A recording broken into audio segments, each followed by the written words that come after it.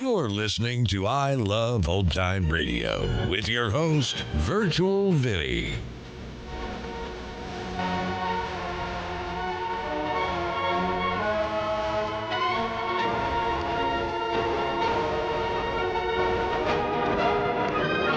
It's a new episode here on I Love Old Time Radio. Welcome, old time radio fans. I'm your host, Virtual Vinny. You can interact with us via social media on Facebook at I Love Old Time Radio and on Twitter at I Love OT Radio. You can send feedback to us via the contact form on our website at iloveoldtimeradio.com. You can also anonymously tell us what you think of the show by filling out our survey at survey.iloveoldtimeradio.com. I Love Old Time Radio produces a new show every Monday through Friday, each day with a different theme. Wednesdays, we solve crimes on Rogues Gallery. We are wrapping up the episodes left on Rogues Gallery.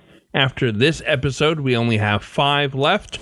Only three that stars Dick Powell. And then we'll be bringing you a new series on Wednesdays. We'd love to hear any suggestions on what detectives you'd like to hear. However, we have a good idea of who will be replacing Richard Rogue.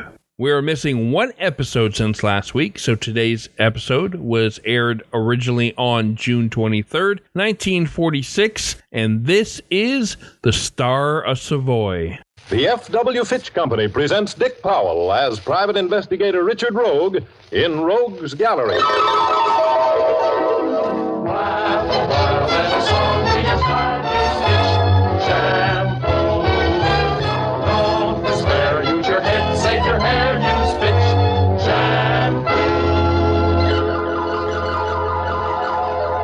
F.W. Fitch Company, makers of Fitch's saponified coconut oil shampoo and Fitch's shaving creams, presents Dick Powell as private investigator Richard Rogue in Rogues Gallery.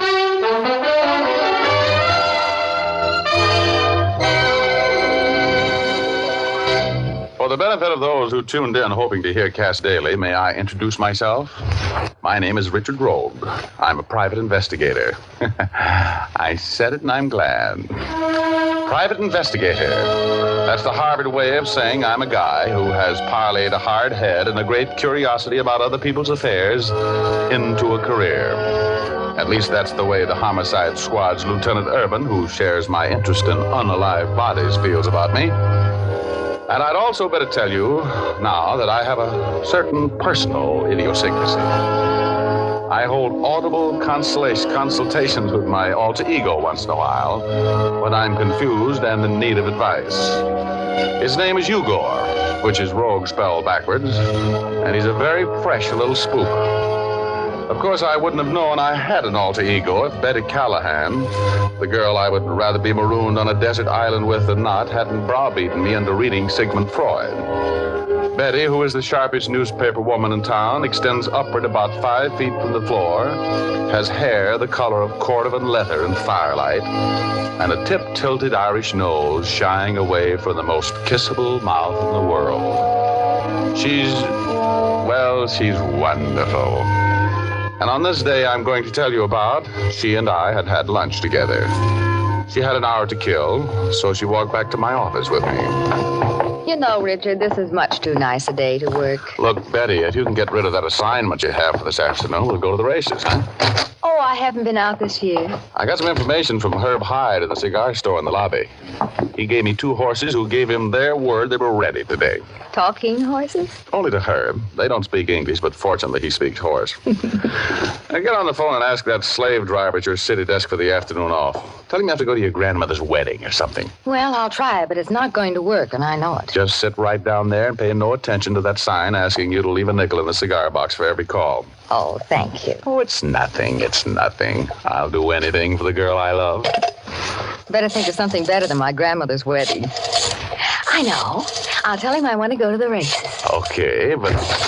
You're Richard Rogue? Yeah? A detective in New York named Clement Cohan referred me to you. My name is Charles McDonald. Yeah, I got his letter. I got to see you right away. Go on in that office there. I'll be in a minute. All right.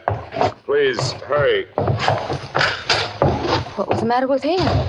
He looked sick. Oh, probably been drinking. I noticed that when Oh, wait a minute. Hello, give me the city desk, please. Now, make it a good story. Tell him that your grandmother... Hello, Walter. This is Betty Callahan. Look, can you put somebody else on that Struble story this afternoon? I want to go to the races. But, Walter... Yes, but... Okay. What did he say? No. Oh. He told me to get right back to the paper, and I like my job, so here I go. Well, then wait a minute.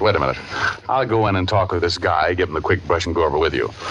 Maybe I can talk Walter into letting you take the afternoon off for the betterment of racing, huh? Well, you'll have to hurry. Walter's mad. Well, just take it easy. I'll be right back. Hey, what's the matter? Oh, good Lord, Betty. Richard, what happened? Oh, he fell out of his chair. Yeah, get Urban on the phone and call it for an ambulance. Oh, Rich. He's dead. Yeah, very dead.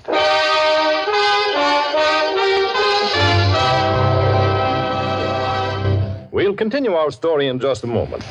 First, impressions often count a lot. And remember, the appearance of your hair is an important factor in impressing people favorably the first time you meet them. Fitch's Dandruff Remover Shampoo can be a real help to you in attaining the well-groomed hair that people admire. For Fitch Shampoo removes every trace of that enemy of good grooming, dandruff. It's the only shampoo made whose guarantee to remove dandruff is backed by one of the world's largest insurance firms. There's nothing magical in the way Fitch Shampoo removes dandruff.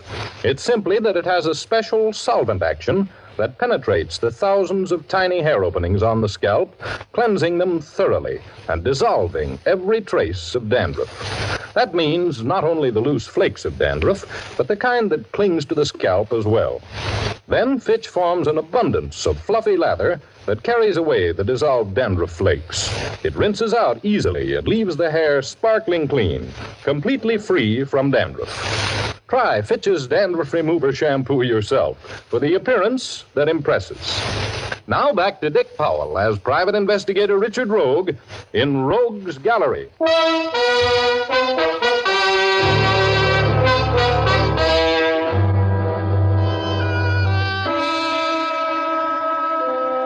I should be inured to the sight and smell of sudden death by this time, but it always does something to me. It freezes my stomach and gives me a dull ache at the base of my brain. When I left Betty Callahan on the phone in my reception room and walked into my private office, I found my mysterious visitor falling forward out of his chair in death. I knelt by his side and loosened the long topcoat he was wearing. The front of his suit and his shirt were red, and there were 2 bullet holes, one to the right of his heart and one a little below it. I tried to blame myself for not talking to him at once, for not understanding that his staggering, shuffling gait was not caused by drinking, but by loss of blood. I looked in his billfold for identification. His name was Charles McDonald, and he was assistant manager of a Park Avenue jewelry store in New York. There was a piece of paper in his hand. I looked at it. It carried an address, 1392 Squirrel Hill. I put the paper in my pocket. Then I heard the outer office door open, and a feminine voice said, "Is this Mr. Rogue's office?" I jumped to my feet and ran out there, closing the door behind me. There was a girl standing by the desk talking to Betty, a dark girl. She had a figure with enough O's in it to put it in the $1 million column, and a face to match. Betty said, This is Mr. Rogue. Where's my husband? well, I'm sure I don't know. What's his name? Charles McDonald. He's here. I saw him come in. That's very interesting. Excuse me a moment. Betty, are they on their way? Yes, both of them. Thanks. Now, Mrs. McDonald, what makes you think your husband is here? I saw him come in here. You were on the elevator with him? No. I just happened to be passing on the street. I saw Charles and spoke to him. He didn't even look at me. He walked right by. I couldn't understand it. He looked sick. I saw him come into this building. I followed him in. Oh, where have you been all this time? I missed his elevator. Why are you questioning me like this? I know he's here. I want to see him. Well, if you missed his elevator, what makes you think he's here? This is a big building, you know. I waited for his elevator to come back to the ground floor. I talked with the operator. He remembered my husband and told me that Charles had asked for your office. Where is he, Mr. Rogue? Where is he? Mrs. McDonald, would you just please have a chair? He's here all right, but he's busy. You'll have to wait. Oh, hello, Lieutenant Urban. Come in. Well, Rogue, what goes on? Where's the... Urban, I want to see you in the next office. Follow me, will you?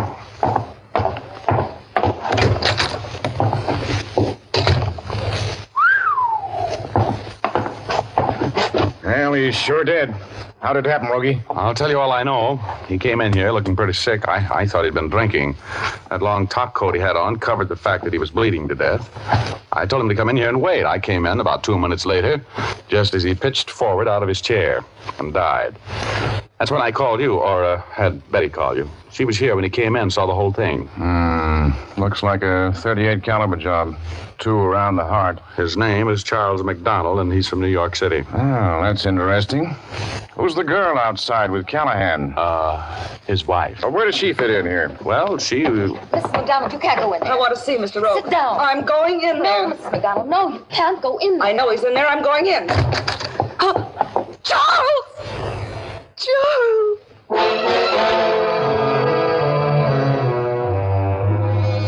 Well, when that girl saw Charles McDonald lying there as dead as yesterday's beer, she folded up right over him like a dropped piece of string.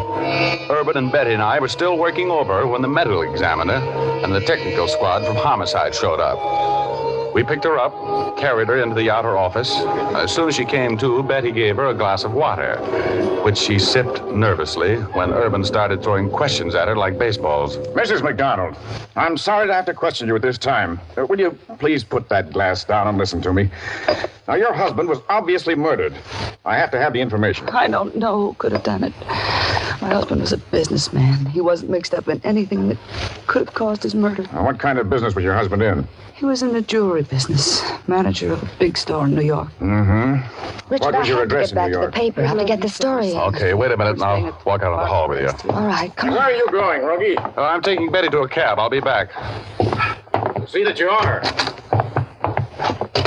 Come on. What are you doing pulling me along like this? I have high heels on. I'm in a hurry, baby. But you told Lieutenant Urban you'd be right back. I told him I'd be back, and I will. My rent's paid for another month. Well, where are you going? To do a little investigating. That's what it says in my card, investigator. Now, look, honey, when we get downstairs, I'm going to have to leave you. I'll see you tonight here at the office at 7 o'clock. Gone down. Hello, Mr. Rogue. Hi, Shorty. Drop this thing, will you? I'm in a hurry.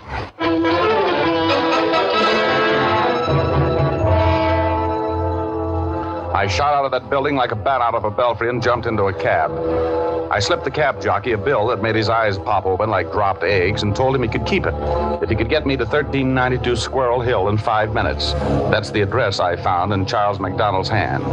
We broke every law but the 18th Amendment the next 4 minutes and 50 seconds, and I jumped out of the cab, hit the front steps of that big deserted-looking old house in the dead run.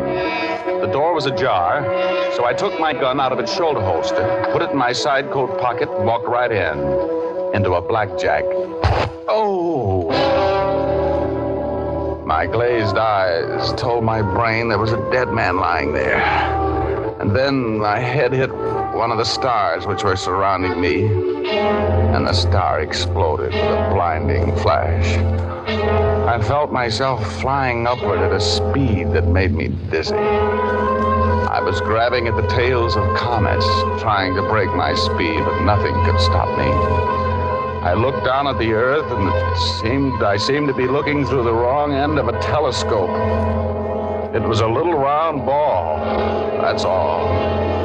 I couldn't get my breath. I fought for it, and then my lungs seemed to explode, and everything was peaceful. I opened my eyes, and I was on Cloud 8, my home away from home. Igor was sitting there, dangling his little short legs over eternity and combing his long white beard with his stubby fingers. Hello, Rogie. Been using your head for a blackjack backstop again, huh? Oh, never mind the cracks. I feel awful. Who did it? Some big guy I never saw before. Oh, but why would he want to hit me? Well, you must have been interfering in his business, Chiefy. There was a dead man in that room, you know. Yeah, I know it. What was I doing there? I'm a little foggy. Well, you went there because it was the address that was printed on that piece of paper you found in Charles McDonald's hand. Remember? Oh, Oh, yeah. Hey, I better get downstairs. I got work to do. Help me over the side, will you, Igor? Oh, look, Rogie, there's no dough in this case for you. Why don't you get out of it? You want to get yourself killed for free? I'll get out of it if I ever get back downstairs. Give me a shove, will ya? I'm going down there. Okay, Chiefy, but take care of yourself now. So long, Rogie.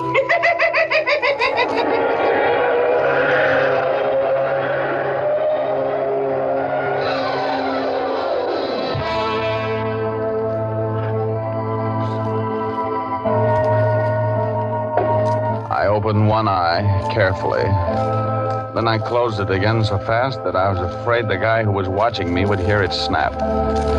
He was a big man, and his eyes were the blue of ice cubes. Ice cubes with floodlights behind them. Hot ice. One of his hands was holding a gun, and the gun was pointed right where my heart would have been if it hadn't been in my throat.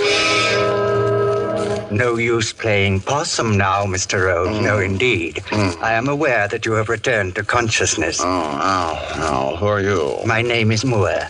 Now come, Mr. Rogue. I realize that you undoubtedly have a headache, probably a splitting headache, and I'm regretful. But we can finish our business in just a moment if you'll sit up and talk with me. Okay, I'll try. Excellent, excellent. Now, Mr. Rogue, where is it? Where is what? Now, time is of the essence. Let us not waste it. You know what I'm speaking of. The Star of Savoy. Where is it? You have to believe me. I don't know whether you're talking about a burlesque dancer, a passenger liner, or a military decoration. What is the Star of Savoy, and why am I supposed to know something about it? You're jesting, of course. Oh, believe me, I never jest with a head like this. Look, Bessie, you got the wrong number. Do you think I killed this man here? Oh, indeed I don't. He was killed by a man named Charles McDonald. You know Mr. McDonald, of course. Oh, vaguely, yes. He was dead when I met him. Delightful sense of humor. I always admire a man with a sense of humor. Good. Well, then, look, I am going to get out of here. That's possible. Entirely possible. After you tell me where I may find the Star of Savoy, Mr. Rogue. I don't know. I don't know anything about it. Don't even know what it is. It's a large diamond, Mr. Rogue. One of the largest in the world. Formerly owned by the Hohenzollern family. Recently the property of a New York collector of famous jewels. It's a magnificent jewel, Rogue. Magnificent. Where is it? I don't know. I suppose you think I came here after it. Oh, I wouldn't know about that, Mr. Rogue. But you say you met my friend Charles McDonald after he was dead. Very cleverly put. But when MacDonald left here, he went from here directly to your office. He was carrying the Star of Savoy in his coat. I know that to be true. I was following him. Well, we searched him, the police and I. He didn't have the Star of Savoy or any other diamond over a carat any place on him. That's the truth. Only thing I found on him was this address. That's why I came here. That's very strange. Yes, quite baffling. Have you met a strikingly beautiful girl? Tall, black hair, brown eyes, very appealing. You mean McDonald's wife? Well, yes, McDonald's wife. You've met her? Yes, she was at my office when he died. Who is this stiff here? Oh, a former partner of mine. He was attempting to double-cross me, poor fellow. You see, Rogue, he and I had a market for the Star of Savoy, a very fine market. That's why we hope to get it from Mr. MacDonald today. MacDonald was most unreasonable. Of course, I intend to continue in my efforts to acquire the Star of Savoy. This dark young lady, Mrs. MacDonald, was she alone with him at any time? Either while he was alive or after his death? Well, no. She came into my office and saw that he was dead and fainted. Oh, I see. Well, Mr. Rogue, I'm inclined to believe your story about knowing nothing about my diamond. I think I'll be running along. But just to make sure that you don't use your meager talents to pursue me, I'll have to... Oh!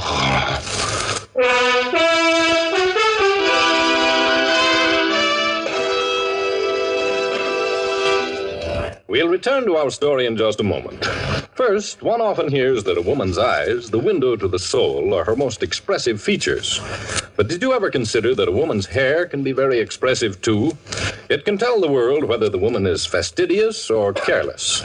That's why so many millions of smart women depend on Fitch's Dandruff Remover Shampoo to make their hair express good care and exquisite grooming. For Fitch's Dandruff Remover Shampoo is a thorough cleansing agent, and while it cleanses, it also reconditions the hair. This reconditioning action perks up drab and tired hair strands, gives them more elasticity and a bright, gleaming texture. Then, since Fitch's Dandruff Remover Shampoo is completely soluble in water, it leaves no dull, soapy film on your hair. It rinses out quickly and leaves the hair shining and lustrous. Let your hair be an expression of loveliness. Ask your beauty operator to give you a professional application of Fitch's Dandruff Remover Shampoo, or buy an economical bottle at your drug or toilet goods counter. Fitch is spelled F-I-T-C-H.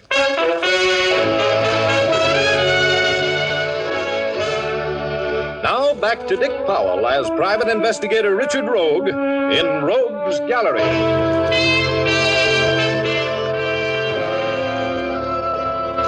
Well, what had started out to be a lovely, lucid day had certainly turned out to be as ugly and mad as a giraffe with a sore throat.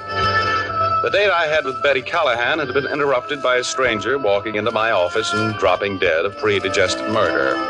I got knocked silly and came to find a guy named Moore politely annoyed with me about a diamond I'd never seen.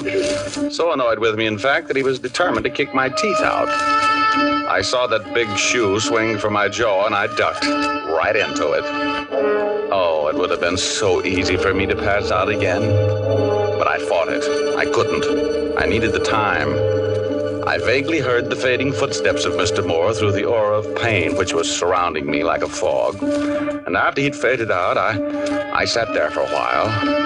Then I got to my hands and knees and crawled until my head cleared a little. When I got to my feet, I ran out of the house, grabbed a cab for the Park Crest Hotel.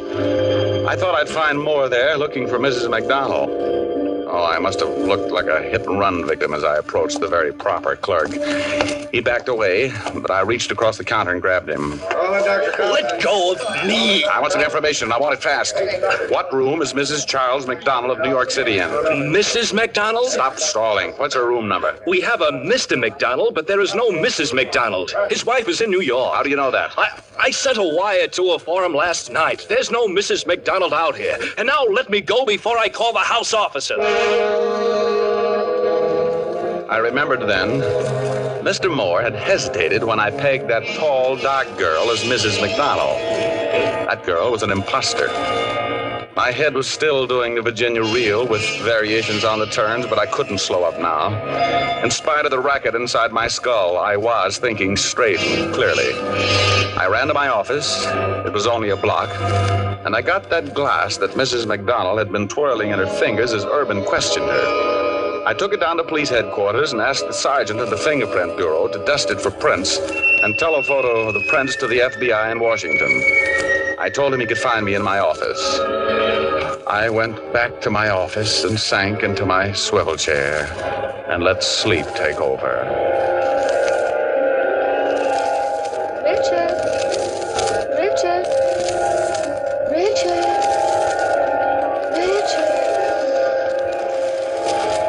Wake up, Richard. Richard, what has happened to you? Oh, honey, you look so awful. Oh, Betty. Hello, baby. What are you doing here? It's 7 o'clock, Richard. You told me to meet you here at 7 o'clock. 7? Mm-hmm. Oh, 7 it is? Oh, hey, what about those fingerprints? Fingerprints? Excuse me a minute, baby. I gotta call the Identification Bureau. You should be in a hospital. Oh, Richard, you can't take me to dinner looking like that. Oh, honey, think how I feel. Identification Bureau. Sergeant James. Sergeant, this is Richard Rogue. Did you get an answer from the FBI on those prints I gave you? Yeah, just came in, Rogue. They belong to a girl named Alice Ryan. 3 years ago when they took them at the aircraft company where she worked. She lived at 4435 Ethel Avenue in North Hollywood. Any criminal record? Arrested once in a competence rap 4 years ago. Dismissed for lack of evidence. Thanks, Sarge. I owe you a cigar. Come on, Betty. We're going to go to North Hollywood. I'll explain why in a cab. Come on.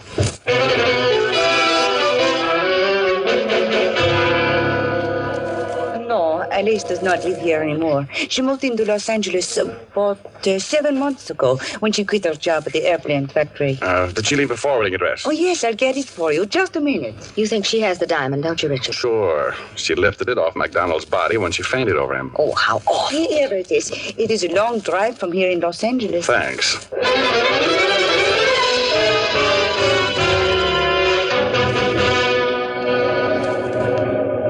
Alice Ryan? No, she doesn't live here anymore. She came into money or something. She lives in Hollywood now. Do you know her address there? A big guy around here after an hour ago. It's North Serrano. Oh, wait a minute, I'll get it for you. A big man. That's the man. Yeah, that's the man. He has an hour's head start. Here it is. I wrote it down for you. Oh, thank you, sir.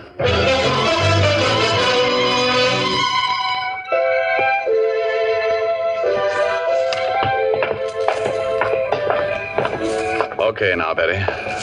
Now ring the bell and then stand back. Clear back against the wall and stay away from the windows. All right, Richard.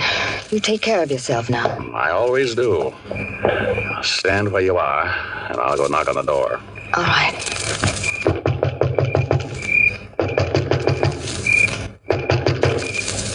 You stay right there, Betty. I'm going to try the door. Now stay where you are. I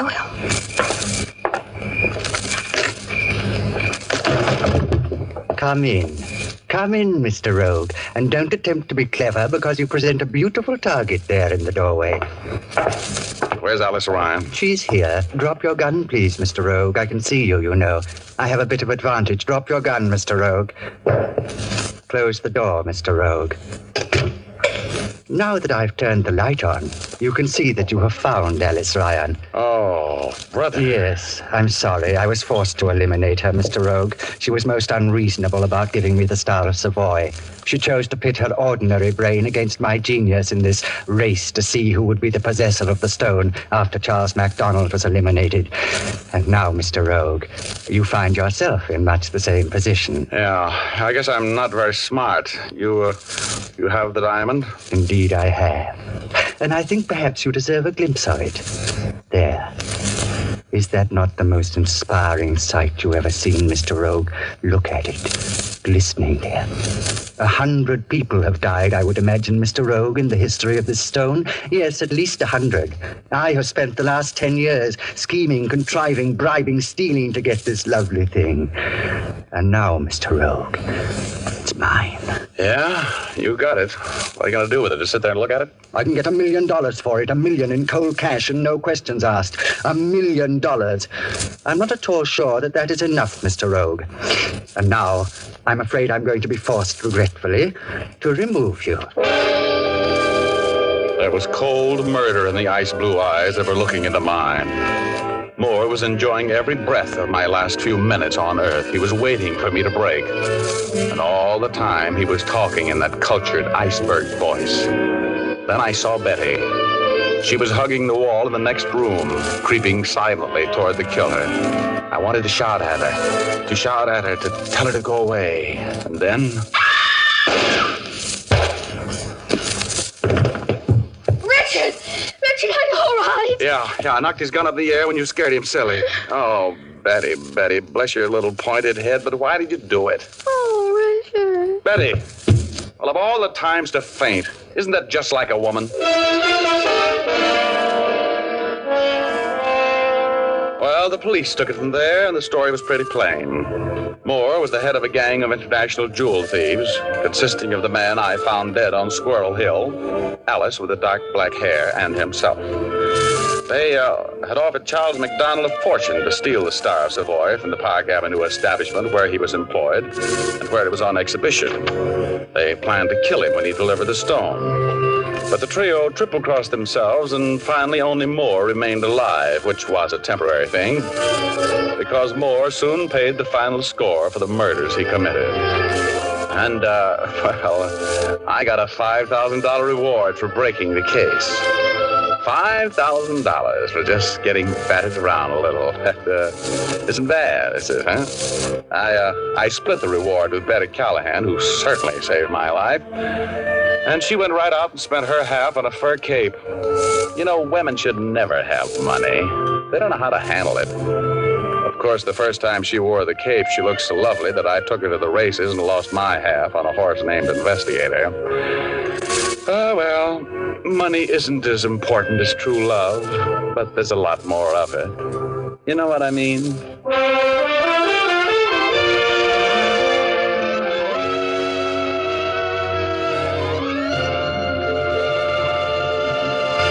This is Dick Powell again, ladies and gentlemen. It's awfully nice to meet you on a new network. I hope you enjoyed our story tonight. Ray Buffum wrote it. Leith Stevens composed and conducted the music, and Dee Engelbach produced and directed. Be with us again next Sunday, will you? We have a story for you about a triangle, a rendezvous, and a plan that failed. We call it Lady with a Gun. Thanks for listening, and now here's Jim Doyle. Listen again next week at this same time to hear Dick Powell as Private Investigator Richard Rogue in Rogue's Gallery. Laugh a while, let a song be your style. Use pitch shampoo. Don't despair, use your head, save your hair. Use pitch shampoo. After and between Fitch shampoos, you can keep your hair shining and manageable by using a few drops of Fitch's Ideal Hair Tonic every day. Fitch's Ideal Hair Tonic is not sticky or greasy, yet it gives your hair that well-groomed look.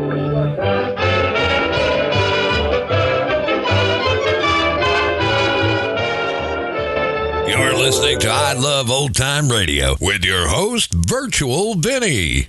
Welcome back. If you notice that Rogue introduced himself to the audience at the beginning of the episode, well, this was because Rogue's Gallery moved from Thursdays on Mutual to Sundays on NBC, where it would remain until September of 1947. It would be off the air for 3 years before coming back on ABC from November of 1950 till March of 1952.